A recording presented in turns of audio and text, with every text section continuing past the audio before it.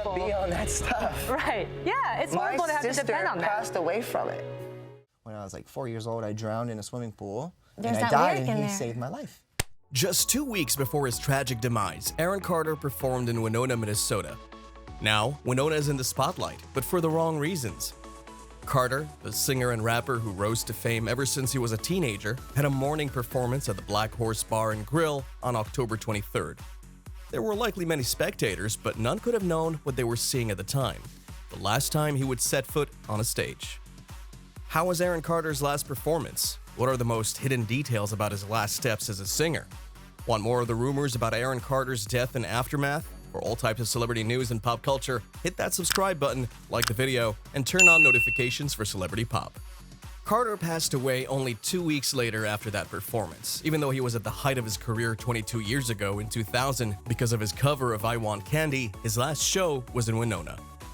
Nikos Pritchett, CEO of Dingee Gang Entertainment in Winona, said that they nearly had to cancel the event that evening.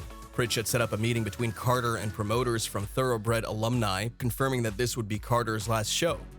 According to Pritchett, Carter called off his presence and performance the morning of the event because of a custody struggle, a personal problem that had been extensively known about. Several issues arose as a result of Pritchett's decision to sever ties with Carter after he had already been paid in full under the terms of their contract. However, Pritchett officially canceled the show on October 22nd at 9 a.m.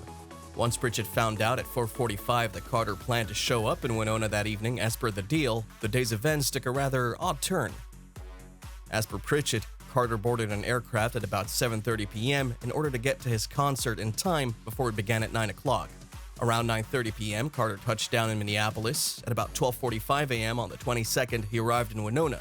Carter was given special permission to perform at the Black Horse Bar and Grill beyond the customary closing time of 1 a.m. Pritchett claims a sizable turnout, despite the show being postponed many times that day. It was a fantastic presentation, and he should be highly rewarded for his efforts, Pritchett said.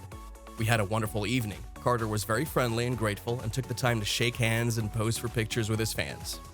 Pritchett felt a wide variety of emotions when the news of Carter's death traveled throughout the world on November 5th. According to Pritchett, Aaron was quite kind despite what he seemed to be going through. Pritchett states that he had a conversation with Carter during which Carter disclosed details of his personal life, including the feud between his brother Nick Carter. In September, the Los Angeles Times reported that Carter had entered therapy for his substance abuse for the 6th time. Since Pritchett had not anticipated Carter's death, the news caught him off guard. It was hard to believe it was happening. That was unexpected, Pritchett said. To put it simply, I couldn't get my brain around it. He was a brilliant musician. He was really passionate about the songs he composed. To hear him tell it, Carter had a deep appreciation for music. I think he just wanted his music to be taken seriously. Pritchett is familiar with the struggles that come with poor mental health, such as substance abuse. One of Pritchett's early partnerships in Winona, Minnesota gave rise to Dingee. We worked together so much on assignments for work that Dingee rapidly became a reliable partner and good friend. He was a brilliant computer programmer and designer who may have helped build the Winona Bridge over the Mississippi. After a long and arduous battle with his mental health, Dingee passed away in the summer of 2020. He credited Dingee for teaching him essential skills that he would utilize throughout his professional life. Pritchett said last week that Dingee was full of life, which makes him seem a lot like Carter. He was addicted to something, plain and simple. Like many others, Pritchett's organization has found that focusing on mental health awareness is essential because of Dingee. Weeks before his death, Aaron Carter was in the studio working on a new album and a reunion with Nick. We hear that Aaron Carter had been putting a lot of time and effort in the studio as of late, and that he may have even started working on an album in the hopes that it will help him patch things up with his estranged brother Nick. TMZ quotes the singer's manager Taylor Helgeson as saying, "Just a few weeks ago, Aaron and his crew began working on Love 2, the follow-up to his 2018 album. According to those close to him, he was ecstatic about it and considered it among his finest achievements to date." Taylor claims that during the recording process, Aaron poured his heart and soul into the album, opening up about a wide range of personal experiences in the hopes that his listeners would better comprehend his plight. According to the story we've heard, one of Aaron's project goals was to mend fences with Nick and the rest of the family. He intended to utilize the tunes to express his feelings of affection for them all, but particularly for Nick. We previously reported that Nick sang a Backstreet Boys song to his brother in the weeks before his death while promising to always have his back. According to TMZ, Aaron was discovered deceased by his maid in the bathroom of his home on Saturday. Nick cried at a tribute to his late brother the next day during a Backstreet Boys concert in London.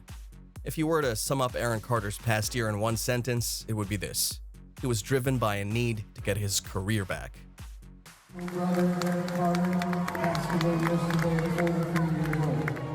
Dan Wright, a close friend and co-writer of Aaron Carter's, remembers that in the singer's last year, Carter was a bit of a hermit, but he was still dedicated to resurrecting his career.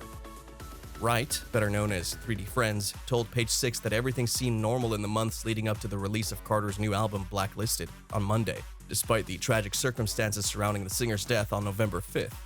According to Wright, the I Want Candy singer didn't have a lot of friends who were willing to help because of his past substance use. He goes on to state that Carter just wanted to get his career back, but that it was tough since the Aaron's Party singer had allegedly rejected opportunities and refused to leave his California home. For whatever reason, he appeared almost secluded, as Wright puts it. He didn't go out very frequently.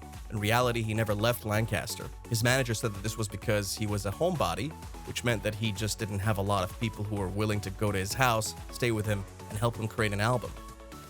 According to Wright, they haven't spoken in a while, and their last chat was brief and limited to business preparations for the album. However, the creator thinks Carter was forthright and honest about his sobriety during this time working together. Aaron was quite proud of his 5 years of abstinence. Wright says this is something he often mentioned. According to Wright, the former green flower smoker often referred to himself as Cali sober, a slang term for those who had given up substances in favor of marijuana. Carter admitted to using Xanax for a very long time, but Wright claimed he never saw him do so and that he only smoked. Although he presents himself as a bad kid online, when you meet him in person, you'll find that he's pretty articulate, incredibly quick, and very smart. Wright claims that he never once suspected that his companion was under the effect, despite what you may have heard to the contrary. Carter has been honest about his struggles with substance abuse, including a 2019 visit to the doctors in which he discussed his habit of huffing. Carter's mental health problems didn't end with anxiety and depression. He was also diagnosed with schizophrenia and bipolar disorder. TMZ has heard from law enforcement sources that immediately after he died, they found compressed air cans in the bathroom. However, the official cause of death hasn't been released. Before his unexpected passing, Wright claims that Carter was excited about recording music again after a lengthy layoff and about going on tour for the first time in years. Gave him one of these, like she goes. I don't know what that meant, but it's fine. He appeared to have a lot of fun at work. He was ready to go back to work. He was overjoyed when artist, manager, and writer Morgan Matthews began scheduling shows for him. He was ready to get back into action. The bond I had hoped to develop with him would last for many years. I miss you and wish we could spend more time together. And Aaron still had a lot of things to do before passing away. He requested that his book be kept secret until after his death. In an exclusive report for Page Six, we learned that before his tragic death, Aaron Carter attempted to stop publishing his controversial book. Aaron Carter, An Incomplete Story of an Incomplete Life, a posthumously published but unauthorized book, had chapters leaked this past week. In his autobiography, Carter writes that he once slept over at Jackson's home and, upon waking up, discovered the King of Pop sitting at the foot of his bed, wearing nothing but his tighty-whitey undies.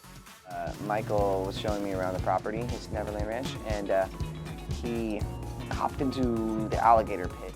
On Thursday, Hilary Duff published a statement in which she said, "It's incredibly awful that within a week of Aaron's death, there's a publisher that wants to irresponsibly put a book out to profit from this tragedy without taking the time or care to fact-check the validity of his work.